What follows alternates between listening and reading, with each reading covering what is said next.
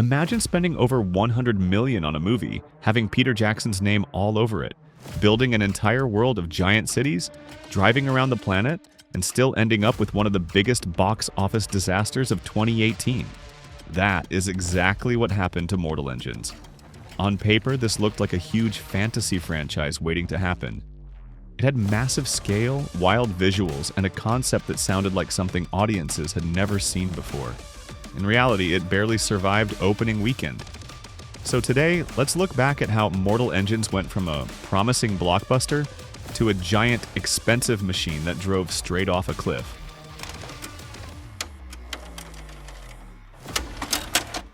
The movie was based on the 2001 novel by Philip Reeve. Peter Jackson bought the film rights in 2009, right after reading the book. He loved the imagination behind it, and in his mind, this was the kind of story that could become something massive. At first, Jackson planned to direct the adaptation himself. He wanted to start working on it after The Lovely Bones. But the script took a very long time to develop, and just when it looked like the project was finally getting close, The Hobbit happened. And The Hobbit did not exactly go smoothly. That production got so messy that Jackson had to step in as director, which pushed Mortal Engines further and further into the future. And that delay created the movie's first big problem. By the time Mortal Engines was finally ready to move forward, the young adult dystopian trend was already dying. You know the type. Skinny teenagers overthrowing entire governments because apparently every adult in the world forgot how to do their job. Audiences were clearly getting tired of stories about special teenagers fighting the system with sad faces. The funny thing is that Philip Reeve's book was written before that whole trend exploded. But because the novel was never especially famous in the US, nobody rushed to adapt it when the genre was still hot. By the time the movie finally arrived, it looked like it was late to a party everyone had already left. Production was already moving slowly, and then studios started hearing the proposed budget. Suddenly, everyone became very busy. In 2016, the movie nearly ended up on the shelf. But then one of Jackson's longtime collaborators, Christian Rivers, became interested in directing it. Rivers had worked with Jackson on many of his biggest films. He was a major talent in art design and visual effects, and he quickly put together concept art for what Mortal Engines could look like. And to be fair, the concept art did look impressive. The idea seemed simple: put those giant moving cities on the big screen, make the audience's jaw hit the floor, and then wait for the box office money to roll in. Jackson trusted Rivers, but before giving him a massive blockbuster, he arranged for him to direct a small horror movie called Minutes Past Midnight. Rivers did not exactly ace the exam. The movie received weak audience ratings, around 4 out of 10.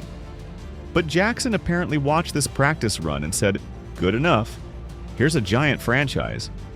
The filmmakers were also worried that people would see the movie as another young adult dystopian story, so they made the main characters older. In the book, they are around 17 or 18. In the movie, they look closer to 30. The problem is that nobody really changed the story itself. The YA fingerprints were still all over it. Filming took place in New Zealand and was completed in about 3 months. That part actually went smoothly. Then came the bigger problem: test screenings, and they were bad. Very bad.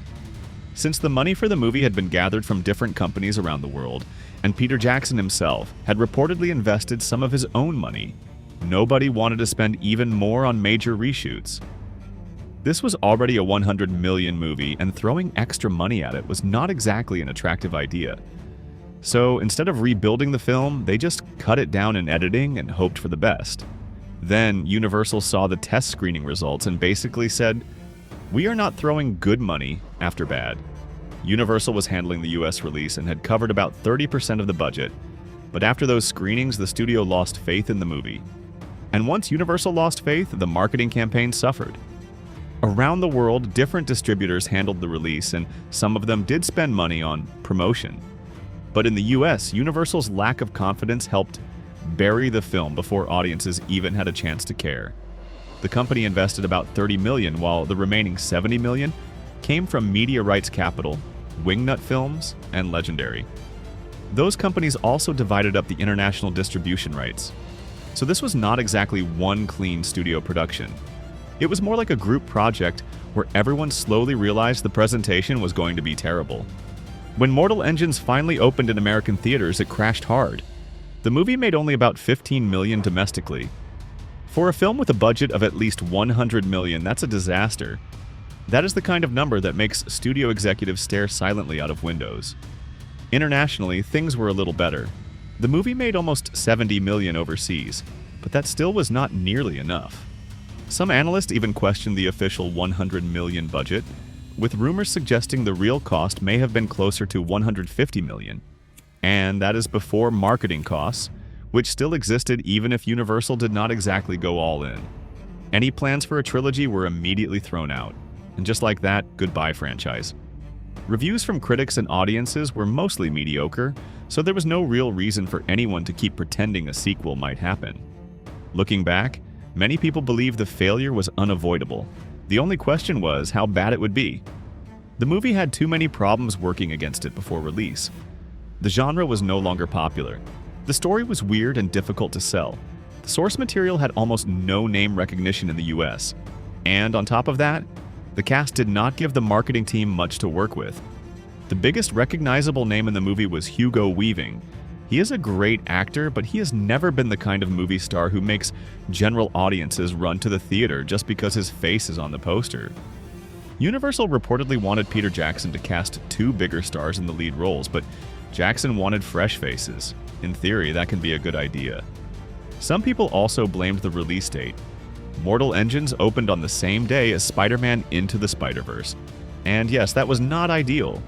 But that excuse only goes so far because Clint Eastwood's The Mule also opened that same weekend and still beat Mortal Engines. When your $100 million fantasy epic opens in 5th place, the calendar is probably not your biggest problem. Most likely, moving the release date would not have saved anything. Once it became obvious that the movie was going to bomb in the US, people started talking about China. China did not save it. The movie made only about $7 million there. Philip Reeve, the author of the original book, stayed surprisingly diplomatic. He praised the filmmakers for their ambition and said he found things to enjoy in the movie. But he also admitted that he was disappointed that some parts of the book had been removed, while others were softened too much. One of the most important details from the novel is that the main heroine is horribly disfigured. In the movie, that element was heavily toned down, probably because the filmmakers were chasing a safer PG-13 blockbuster. But that may have been a mistake. A movie with truly unusual-looking heroes and a harsher tone could have felt different from every other YA adaptation that had already come and gone.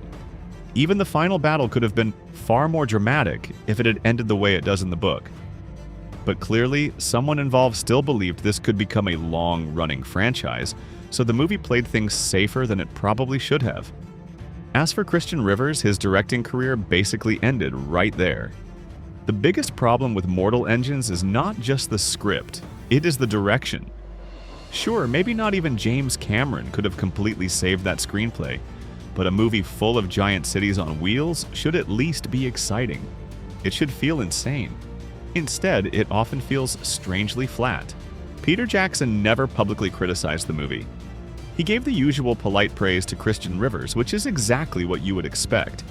Publicly throwing your longtime collaborator under the bus is not exactly a great look.